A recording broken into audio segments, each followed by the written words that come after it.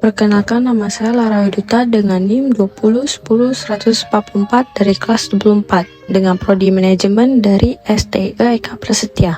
Di sini saya akan membahas tentang pengambilan keputusan dalam kondisi konflik dengan dosen pengampu Ibu Esti Pudyastudi SEMSI dengan mata kuliah teori pengambilan keputusan. Kali ini saya akan membahas tentang pengambilan keputusan dalam kondisi konflik dalam mata kuliah teori pengambilan keputusan. Pengambilan keputusan dalam kondisi konflik atau game teori. Pengambilan keputusan dalam kondisi konflik terjadi apabila alternatif keputusan yang harus dipilih atau diambil berasal dari pertentangan atau persaingan dari dua ataupun lebih mengambil keputusan. Apa saja yang akan kita bahas di video kali ini? Yang akan kita bahas yaitu ada berbagai pertanyaan yang telah terdaftar di sini. Yang pertama, apa pengertian konflik? Kedua, apa saja jenis-jenis konflik? Ketiga, apa penyebab terjadinya konflik? Keempat, apa pengertian dari teori permainan atau game teori? Yang kelima, apa saja unsur teori permainan? Dan yang terakhir, apa strategi yang ada dalam teori permainan ini? Yang pertama, kita akan membahas tentang pengertian dari konflik. Apa itu konflik?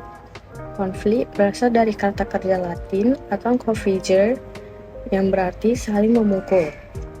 Secara sosiologis, konflik diartikan sebagai suatu proses sosial antara dua orang ataupun lebih, bisa juga dalam berkelompok, di mana salah satu pihak berusaha menyingkirkan pihak lain dengan menghancurkannya atau membuatnya tidak berdaya.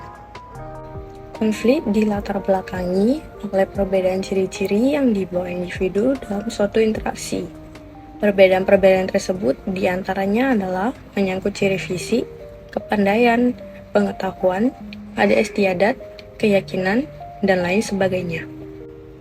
Dengan dibawa sertanya ciri-ciri individual dalam interaksi sosial, konflik merupakan situasi yang wajar dalam setiap masyarakat dan atau tidak satu masyarakat pun yang tidak pernah mengalami konflik antara anggotanya atau dengan kelompok masyarakat lainnya. Konflik hanya akan hilang bersamaan dengan hilangnya masyarakat itu sendiri. Konflik bertentangan dengan integrasi. Konflik dan integrasi berjalan sebagai sebuah siklus di masyarakat. Konflik yang terkontrol akan menghasilkan integrasi.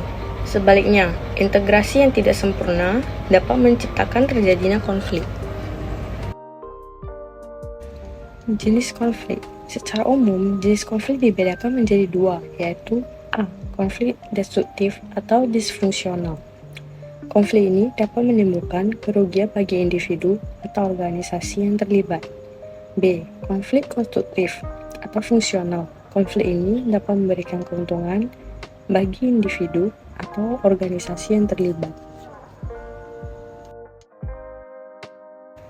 Berikutnya, kita akan membahas tentang penyebab konflik. Ada beberapa faktor penyebab terjadinya konflik, yaitu sebagai berikut. 1. Perbedaan persepsi. Perbedaan pola pandang tentang suatu hal bisa menimbulkan konflik karena masing-masing pribadi tetap bersikukuh dengan persepsinya. Konflik ini bisa terselesaikan bila masing-masing pribadi sepakat dengan satu arah, tujuan, dan bergabung dengan tim. Yang kedua, ketidakharmonisan pemikiran. Ketidakselarasan dan keharmonisan pemikiran bisa memunculkan sebuah konflik karena perbedaan visi dan misi, tetapi memiliki satu keinginan yang masing-masing ingin menonjolkan egonya. Yang ketiga, egoisme. Semakin egois atau semakin tinggi tingkat kekakuan seseorang, semakin mudah pula konflik timbul dengan orang lain dimanapun dia berada. Yang keempat, persaingan. Keinginan untuk lebih dari yang lain, baik berupa kekuasaan, prestasi, atau popularitas, dapat melahirkan persaingan yang selalu memunculkan konflik bila tidak disiasati dengan baik. 5. Situasi dan kondisi yang mendukung konflik atau perselisihan. Situasi dan kondisi yang bisa menciptakan konflik bila dalam situasi itu telah muncul tindakan yang membakar keegoan. Orang itu disebut provokator, karena niatnya untuk mewujudkan konflik demi kepentingannya. 6. Perilaku seseorang. Perilaku kita atau orang lain yang menganggap ada hal yang bisa menimbulkan konflik, itu bisa terjadi apabila perilaku itu menyinggung perasaan orang lain atau tidak tunduk pada aturan yang disepakati sebelumnya. 7. Kurangnya komunikasi satu dengan yang lainnya. Masalah komunikasi dapat menimbulkan konflik apabila tidak diarahkan dengan baik. Oleh karena itu, agar konflik tidak terjadi, perlu dibangun model komunikasi yang dilandasi oleh rasa saling menghormati di antara semua pihak yang terlibat atau tergabung dalam suatu kegiatan. 8. Terjadinya diskriminasi. Hal yang bisa menimbulkan konflik karena sikap dan perilaku seseorang terhadap orang lain tidak sama, baik atasan terhadap bawahan ataupun manajer dengan karyawannya. 9. Kebencian yang telah muncul sebelum terjadinya konflik akan menyebabkan konflik itu semakin dalam dan berujung pada pertikaian. Definisi dari game teori, suatu pendekatan matematis untuk merumuskan situasi persaingan atau pertentangan yang dapat disebut sebagai konflik antara berbagai pihak yang memiliki kepentingan yang berbeda dalam proses pengambilan keputusan. Asumsi dari game teori, setiap pemain atau individu ataupun kelompok mempunyai kemampuan untuk mengambil keputusan secara bebas atau independen dan rasional. Pembahasan berikutnya adalah unsur-unsur dari game teori. Unsur yang pertama yaitu jumlah pemain. Pengertian dari jumlah pemain di sini yaitu tidak selalu sama artinya dengan jumlah orang yang terlibat dalam permainan. Yang kedua, hasil akhir atau payoff. Hasil akhir dari suatu permainan digolongkan menjadi dua macam kategori, yaitu permainan dalam jumlah 0 atau zero sum games dan permainan jumlah bukan 0 atau non-zero sum games. Ketiga, strategi permainan. Strategi permainan dalam teori permainan adalah suatu siasat atau rencana tertentu dari seorang pemain sebagai reaksi atas aksi yang mungkin dilakukan oleh pemain yang menjadi saingannya. Yang keempat, matriks permainan. Matriks permainan disebut juga matriks payoff, atau yaitu suatu matriks yang semua unsur berupa payoff dari para pemain yang terlibat dalam permainan tersebut. Yang terakhir yaitu titik pelana atau saddle point. Titik pelana atau saddle point adalah suatu unsur dalam matriks permainan yang memiliki nilai maksimin dan juga nilai minimax. Berikutnya, strategi dalam game teori. Ada dua strategi dalam game teori, yaitu strategi murni dan strategi campuran. Permainan strategi murni.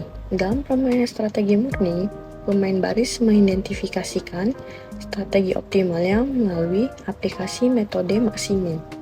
Sedangkan pemain kolom menggunakan metode minimax untuk mengidentifikasikan strategi optimalnya.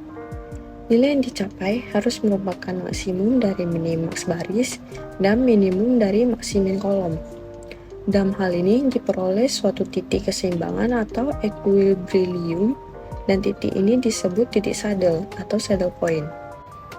Bila nilai maksimin tidak sama dengan nilai minimax, titik saddle tidak dapat dicapai, sehingga permainan tidak dapat diselesaikan dengan mempergunakan strategi murni, tetapi dengan strategi yang lain, yaitu strategi campuran. Selanjutnya, permainan strategi campuran atau mixed strategy games. Dalam permainan yang menggunakan strategi campuran ini, setiap pemain tidak mengetahui strategi apa yang akan digunakan oleh pemain lain. Setiap pemain akan berusaha merumuskan suatu strategi yang nilai payoff-nya tidak berpengaruh terhadap strategi yang dipilih oleh pemain lawan. Langkah pertama, terapkan metode maksimin dan minimax.